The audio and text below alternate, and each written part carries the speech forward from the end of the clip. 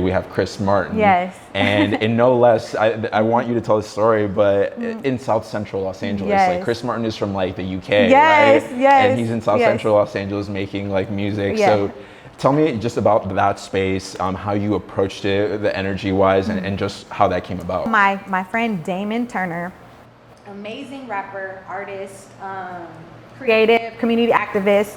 Him and his team with Trap Hills, they invited Chris Martin to come down. I believe it was for Radar magazine, or I guess they did a piece on him, and or to showcase like his music and his activism and everything. He's good friends with Chris Martin, and he wanted Chris Martin to come in and create a trap beat with sound healing instruments. So that was an anomaly in itself, with having Chris Martin from Coldplay come to South Central Los Angeles to create trap music with sound healing instruments.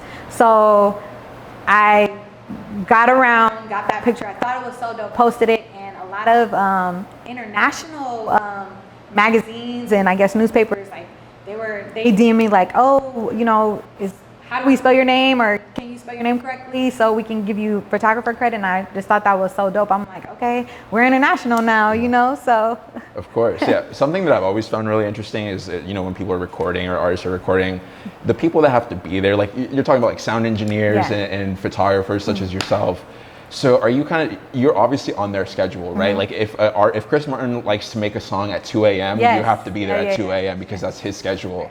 So yeah, I just want to know like what that's like, if you've ever come across, whether the Chris Martin situation or otherwise with another artist, like is there like, it's like midnight and it's like, dang, like I have to be there at midnight. Like, how does that go? And it's last minute too. They'll tell you like 30 minutes, or they'll tell you like, hey, can you come? But now, and I'm just like, I mean, mostly because of COVID, I mean, I do have more free time.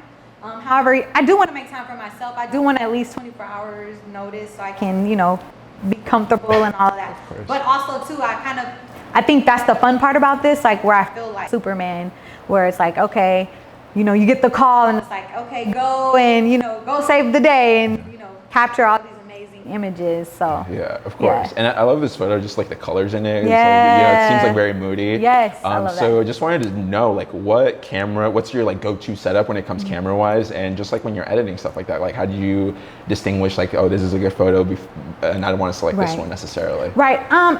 Honestly, because it's times where I shoot and I'll really like a picture or I really like an image, and when I, you know, upload it on my computer, I'm like, I don't really like that so much. And just playing with like lights and colors, I mean, I still try to keep it with the essence of like where you can kind of feel like the mood, I guess, in the picture. Yeah, it just, honestly, every picture is different. It just depends on like what the mood was at that specific moment. Yeah. If that makes sense. Yeah, absolutely. And I definitely feel like I'm there. Like he seems like in such of a moment of just like creative bliss. Right. And it's like, damn, I feel you, man. Like I know what that feels like. And so I love that. Even capturing and going around, I was just like, oh my God, like it was so beautiful, because he was really, like he kind of just didn't care about everybody else. He was just like really like, okay, I'm gonna make this. Yeah.